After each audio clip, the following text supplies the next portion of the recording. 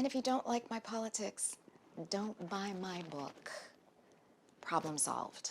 Essa frase foi dita pela criadora da Capitã Marvel e, de fato, o que ela pediu se tornou verdade. Uma queda avassaladora nas vendas que já não estavam indo muito bem, 14 reboots na personagem em menos de 10 anos, e Carol Danvers virou sinônimo de fracasso e ódio. Mas sempre foi assim? O que aconteceu com essa personagem para ela se tornar tão detestável pro público? Oi, eu sou a Gabi, e sejamos sinceros, a Capitã Marvel foi uma das adições mais whatever do MCU. A personagem foi apresentada em um filme solo, que fez muito sucesso, porque na época, todo mundo via qualquer filme que a Marvel lançava. E depois disso, ela foi completamente ignorada pelo público, por mais que eles forçassem a personagem a aparecer nos próximos filmes. A única coisa que falavam sobre ela era sobre a força. Virou só personagem pra power scaling mesmo, tanto que a cena mais famosa dela até hoje é a sua luta contra o Thanos. Ninguém de fato ligava pra quem ela era, sua personalidade e muito menos motivação. Era só a mulher fortuna que bateu no Thanos. Mais pra frente, depois da queda brutal de bilheteria da Marvel, tivemos o segundo filme da Capitã Marvel. E foi um fracasso tão grande que até a própria Brie Larson admitiu que o público não quer ver a sua personagem em tela.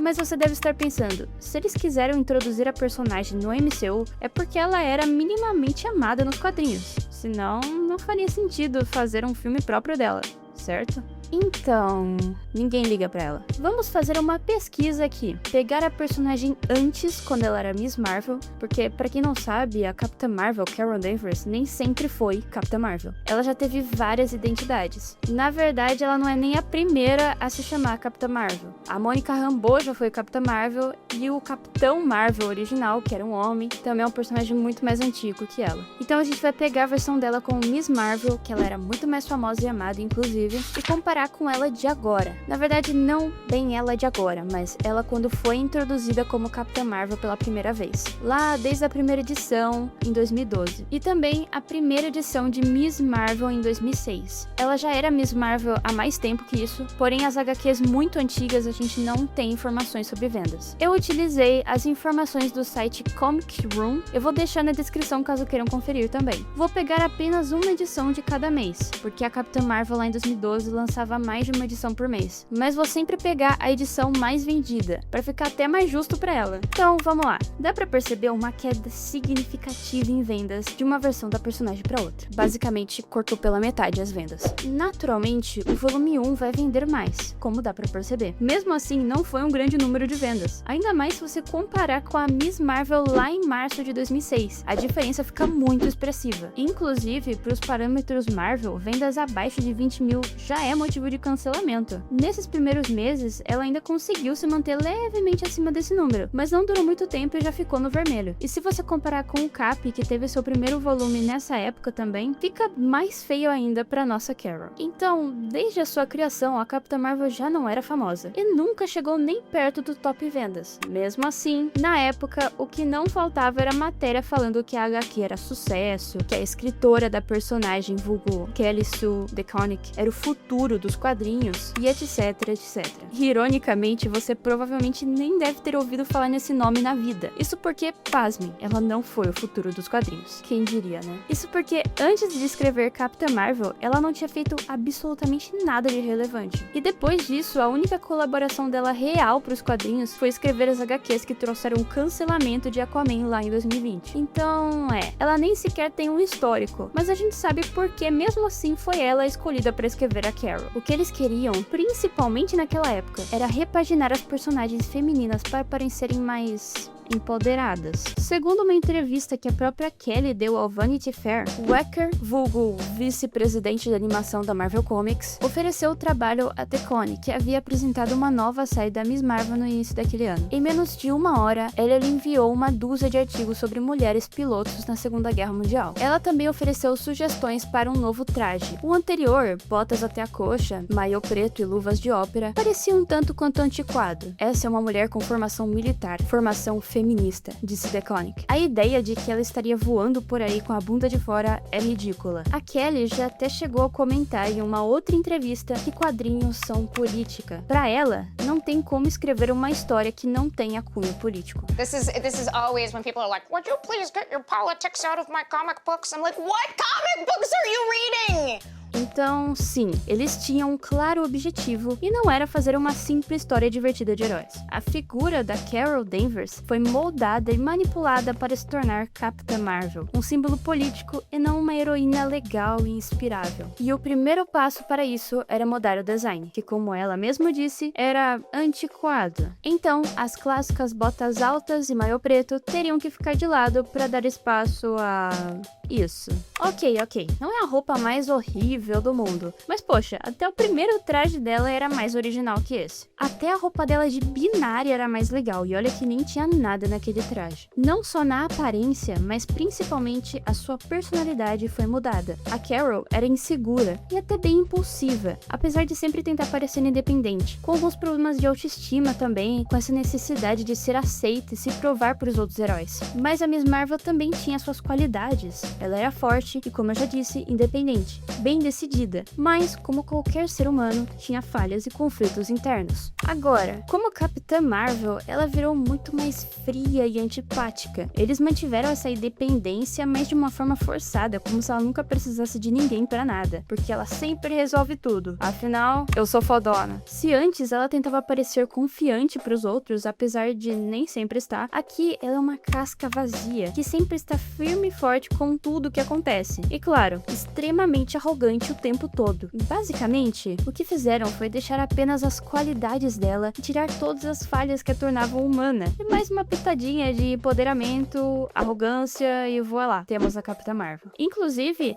naquela própria matéria que a Kelly dá em entrevista, eles chegam a admitir que as vendas estavam fracas. As vendas de Capitã Marvel são sólidas, mas lentas em comparação com os maiores títulos da DC e da Marvel. Cerca de 20 mil por semana, em comparação com as 100 mil cópias de Espetacular Homem-Aranha. E eu li toda essa saga fracassada da personagem pra trazer aqui pra vocês. Já tinha lido o comecinho há muito tempo, achei bem chato e só não continuei. Mas como eu sou justa, tenho que ler até o fim pra falar mal. Então, cá estamos. Basicamente, a primeira saga, digamos assim, é sobre a Carol acidentalmente voltando no tempo e se encontrando com um grupo militar de 5 mulheres, que de alguma forma conseguem dizimar exércitos inteiros sozinhas. Nem um pouco forçado, graças a Deus. E ela, indo contra todas as regras da viagem no tempo, ajuda esse grupo nas batalhas. Tem todo um lance com ela voltando no momento em que ganha os poderes, etc, etc. Mas nada muito interessante, sinceramente. Depois, tem um tipo de side quest com a Monica Rambeau, que consegue ser mais grossa e arrogante que a Carol. Sério, essa personagem tava me irritando muito. Também tem esse cara, que é pra ser o interesse amoroso da Carol, apesar de não ter nenhum desenvolvimento da relação durante todos os volumes. Só acontece porque sim, e você ainda tem que aturar as duas tratando ele que nem lixo por zero motivos. Essa é provavelmente a parte mais podre da run toda. Ainda bem que dura uns 2 ou 3 volumes, se fosse mais eu teria dropado, sinceramente. Depois disso, a gente acaba descobrindo que a Capitã Marvel tá com uma doença cerebral ou algo do tipo, que não permite que ela voe mais. Então, ela tem que se controlar mais nas lutas. Sinceramente, eu tinha achado bem interessante essa ideia, mas durante todos os volumes são raros os momentos que eles de fato mostram como a Carol gosta de voar. Então, quando você vê ela sofrendo pra parar com esse hábito, parece que ela tá só exagerando. Se fosse algo mais trabalhado desde os primeiros volumes, teria um peso grande aqui, mas não foi o que aconteceu. Só parece que ela tá de frescura mesmo, o que perde totalmente a seriedade da situação. A saga acaba com uma espécie de sacrifício dela para salvar a cidade, onde ela faz o que não deveria, que é voar, né? E tem todas as suas memórias apagadas. Agora, imagine uma pessoa que já não era muito emocional, não lembrando de ninguém. Ela já era super antipática. Agora, então, parece uma casca vazia mesmo. Se antes estava chato de acompanhar, agora então fica pior. Olha, eu entendi o dilema, mas de novo, não foi bem feito. Ela só ficou mais chata mesmo. E por fim, temos uma história com os Vingadores. Que eu não entendi bolhufas, tá? Sério, tava extremamente confuso. Eu não tava entendendo nada que tava acontecendo. Aí, eu fui pesquisar e parece que a história interligava com outros títulos da época. Mas eu não fui atrás de ler porque vi que seria muita coisa só pra entender um quadrinho whatever da Capitã Marvel. Foi mal, gente. A única coisa que sei é que no final ela absorve a energia de uma explosão e fica toda em chamas. O que pode até ser uma referência à fase de binária, eu acho.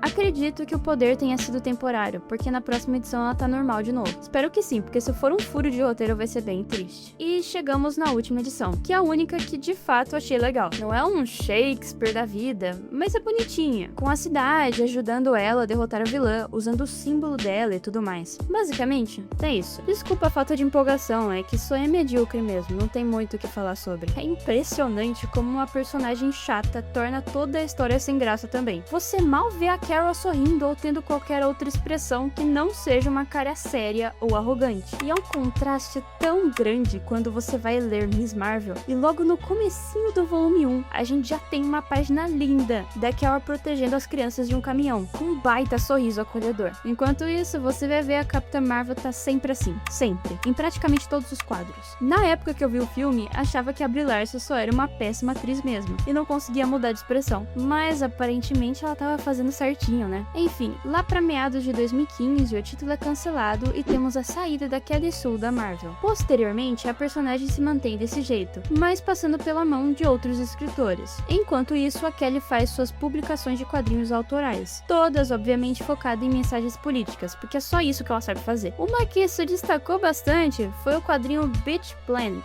e assim, eu sei que não tem nada a ver com a Capitã Marvel isso, mas eu achei tão hilário que eu precisava comentar. Eu nem vou explicar nada, só ler a sinopse da HQ e deixar para vocês tirarem suas próprias conclusões. Você é fora do padrão? Você se encaixa nos moldes? Você é gorda demais, magra demais, barulhenta demais, tímida demais, religiosa demais, antiquada demais, puritana demais, sensual demais, queer demais, negra demais, amarela demais, qualquer coisa que você é será julgada demais? Então você deve pertencer ao planeta das vagabundas. Num futuro distópico, apenas alguns anos à frente na direção errada, o fracasso de uma mulher em obedecer aos seus senhores patriarcais resultará em um exílio no planeta penal mais cruel da galáxia. Quando a mais nova safra de mulheres chegar, elas poderão trabalhar juntas para permanecerem vivas? Ou será que agendas ocultas, guardas desonestos e o esporte mais mortal dentro ou fora da Terra as levarão ao seu criador? A premiada autora Sally Kildecon e Valentine Delandro se uniram à colorista brasileira Cris Peter, que escreve um texto exclusivo para a edição brasileira. Thanks pelo presente aqui no Brasil. Para criar o volume de estreia de Beach Planet,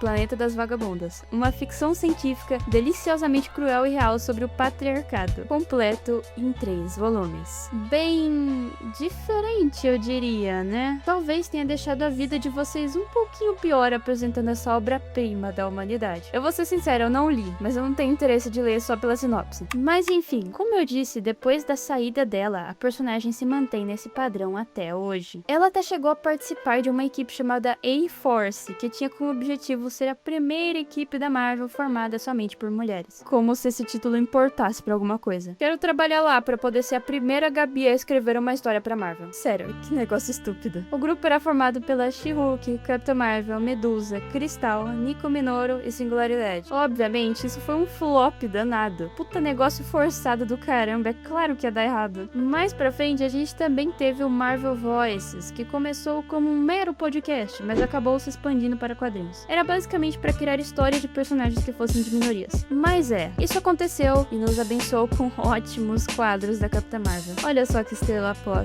As histórias eram bem qualquer coisa também, geralmente para passar uma mensagem e nada que pareça de fato um quadrinho de heróis. Na verdade, é bem notável a queda de qualidade não só no roteiro, mas nas artes, porque as pessoas eram selecionadas pelas minorias. Todo mundo que trabalhava nesse projeto tinha que ser necessariamente de uma minoria. Então, basicamente, ninguém ali era contratado por qualidade, sim, pelo que ela é fisicamente, e é por isso que ficou uma porcaria, né? Agora, como sabemos, os últimos anos não estão sendo tão bons para os quadrinhos da Marvel. Desde aquela época da reformulação da personagem até hoje, houve uma queda brutal nas vendas. E é tão irônico o fato de que o que a Kelly pediu, de fato aconteceu. Ela disse basicamente não gosta, não compra. E bom, as pessoas não estão comprando. E agora ela vem falar em entrevista, né, que tá super preocupada com as vendas de quadrinhos e que a indústria tá em colapso. If you don't want to read them,